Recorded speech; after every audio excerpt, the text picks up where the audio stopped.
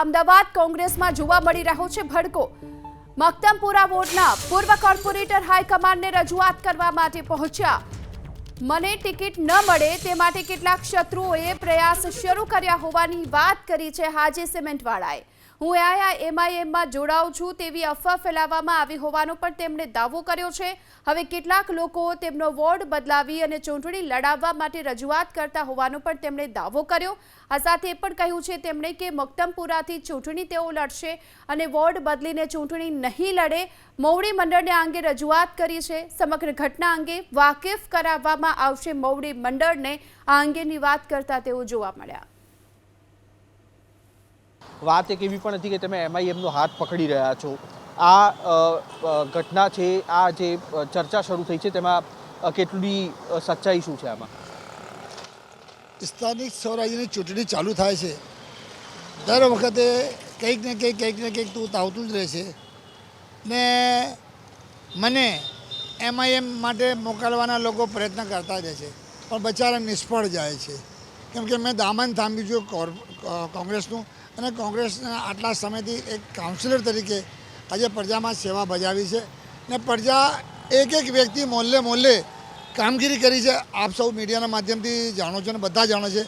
અને જે ખોટા પ્રચારો હતાશ લોકો કરતા હોય છે એમને હું આપના માધ્યમથી કહીશ કે ભાઈ ખમ્મા કરો, હું કોંગ્રેસમાં છું અને કોંગ્રેસમાં રહીશ અને કોંગ્રેસથી રહીને પ્રજાની સેવા કરીશ।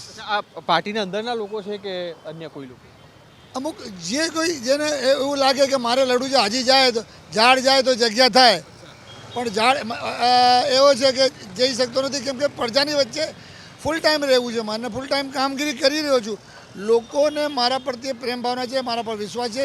એવી જ રીતે મને કોંગ્રેસ ઉપર વિશ્વાસ છે, અમિત ચાવડા સાહેબ સાથે વિશ્વાસ છે, અમારા શહેરના પ્રમુખ સોનલબેન પર વિશ્વાસ છે અને સાથે સાથે અમારા માઇનોરિટીના ચેરમેન વજીર ખાન પર સંપૂર્ણ તમામ પર વિશ્વાસ છે કે વાતચીત બી ચાલે છે। ભાઈ તમે ચિંતા ના કરો, તમને ટિકિટ મળશે, ભલે કોઈ કેટલું બી કહે। અચ્છા, મક્તમપુરાથી જ આ વખતે ટિકિટ માગી છે કે અન્ય કોઈ એમાં પણ કોઈ પ્રયાસ થઈ રહ્યા છે કે તમને બીજે વોર્ડ આખો બદલી નાખવામાં આવે તમારો?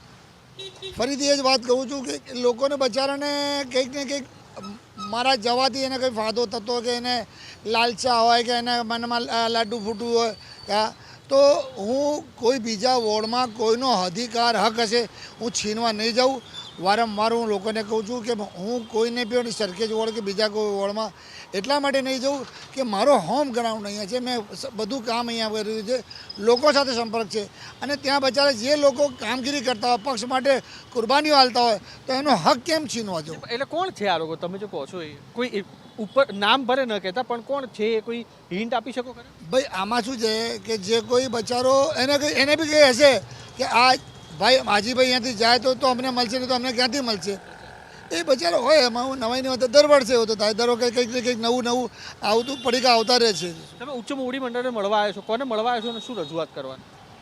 મોવડી મંડળ તો રોજે રોજ મળી રહ્યો છું કે ભાઈ આજે કોઈ પણ વસ્તુ જે ચાલી રહી છે એમને જણાવું તો ખરી કે ભાઈ આ રીતનું વિસ્તારોમાં લોકો ખોટા પ્રચારો કરતા રહે છે।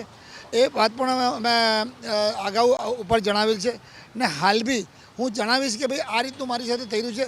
એવું ના થાય કે મારી સાથે કોઈ અન્યાય થાય ને આજે અમારા જેવા ફૂલ ટાઈમ કામ કરનારા અને લોકો સાથે સંપર્કમાં રહેનારા, રાત્રે 2 વાગે હોય, 1 હોય કે વરસાદી પાણી હોય કે ગમે તે હોય, દરેક કામમાં લોકોને મારાથી પૂરેપૂરો સંતોષ છે અને મને લોકો પર વિશ્વાસ છે, પાર્ટી પર વિશ્વાસ છે। આજે બી એક મને વાત કહો, તમારા વિરોધીઓ તમે જે રીતના કહો છો કે તમને સરખેજથી લડાવવાના પ્રયાસ કરી રહ્યા છે, ચલો માની લો કે પાર્ટીએ તમને મક્તમપુરાની ને સરખેજથી ટિકિટ આપી તો તમારું સ્ટેન્ડ શું રહેશે?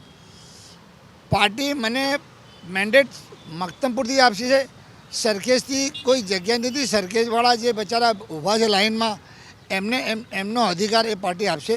હું ફરી એકવાર કહીશ કે હું મક્તમપુરથી જ લડીશ અને મક્તમપુર મારો હોમ ગ્રાઉન્ડ છે। હું એ જ પૂછું છું, વોર્ડ બદલાશે તો ચૂંટણી? મારા પાસે ઘણા બધા લોકોના ફોન બી આવે છે કે હાજીભાઈ, મેં કીધું ભાઈ ચિંતા ના કરો બેટા, હું કોઈનો પણ હક અધિકાર મારવા નહીં જઈશ। હું મારા મક્તમપુર મારા માટે સલામત છે અને હું અહીંયાથી જ લડીશ। સરખેજથી આપશે તો નહીં લડો? સરખેજ જેને જવું હોય, જે કોઈ અહીંયા પ્રયત્ન કરતા હોય, જે અફવાઓ ફેલાવતા હોય એમને સરખેજ મુબારક।